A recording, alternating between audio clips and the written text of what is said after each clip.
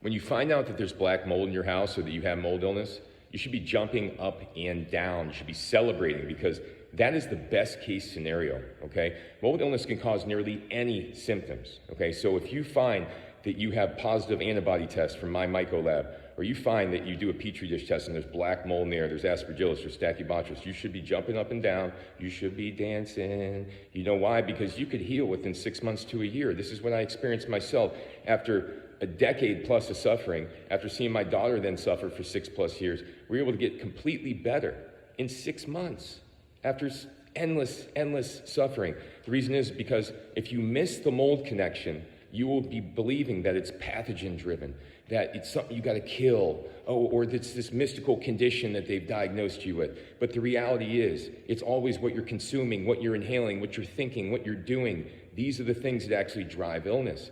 So when you find out finally that it's mold, you should be having a party. You should be throwing a party with all your friends saying, thank God we found out the root cause, and now I know I'm going to get better, right? And granted, you have to do things once you get out of the mold.